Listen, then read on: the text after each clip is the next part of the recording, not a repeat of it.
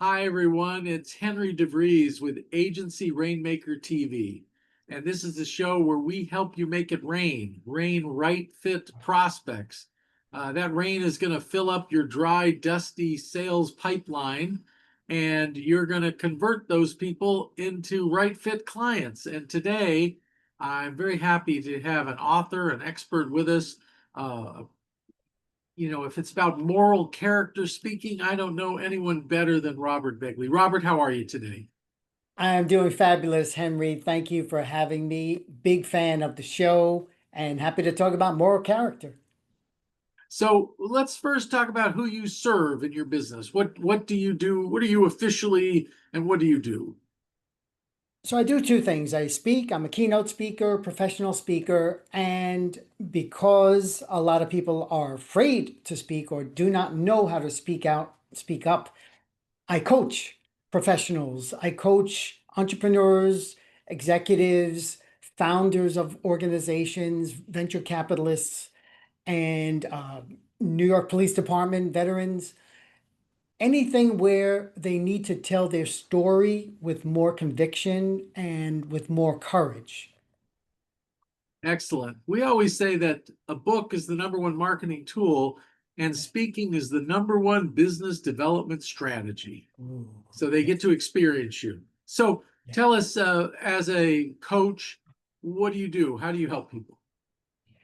Well, I offer one-on-one coaches for executives and but also departments, entire departments. For instance, there's an engineering firm that I'm currently going through a 12 session program over 24 months. Why? Because engineers, like other specialists, tend to have their own language. They speak in acronyms and jargon. So I'm teaching them, showing them how to speak English so that the vendors understand what they're saying, so that their peers understand more quickly. So communication is an essential aspect of any organization, and it's clear communication skills are, that's the most common avenue that I coach people, but also a lot of foreigners who've come to the United States. English is a second language. They know their story in their native language, whether Spanish or Mandarin, people from China. And I help them tell their story because often they've escaped from tyrannies. And people here in the United States need to hear these kinds of stories. So you need to find right fit clients. How do you make it rain, Robert? Well, the way I make it rain is, like you just said, getting out there and speaking in front of different groups. I have done it for the past 15, 20 years, professionally for that amount of time. And within the past 3 years, I finally said, you know what, I'm tired of working for other people. So I'm starting my own business, setting up, a regular marketing program. I have a Substack page that I frequently let people know what I'm doing. And of course, now with my book published by Indie Books International, this is the next step for me. And I just want to take a moment, Henry, to thank you and your staff because they made the process very easy for me as a first-time author. And so, just as an aside, I want to thank them for their work in helping this to become an Amazon bestseller in the new release categories. Well, as they say at Chick-fil-A, our pleasure. I love that answer. I love that answer. Sure. Chick-fil-A, that they are trained to answer that way. Yeah, Uh, the owners of Chick-fil-A went to a Ritz-Carlton, and that's how everybody answered at a Ritz-Carlton. And their vision was, yeah, our chicken sandwich restaurant's going to do the same thing. So they've become okay. famous for it. Mhm. Okay. Um, well, all very helpful. Give us a couple of tips so that we'll be better speakers. Well, the first tip is know your subject, number one, because a lot of times people, the reason they fear speaking is they don't think properly. And if they know what they're talking about, there's a degree of confidence there. But then on top of that, stories stick.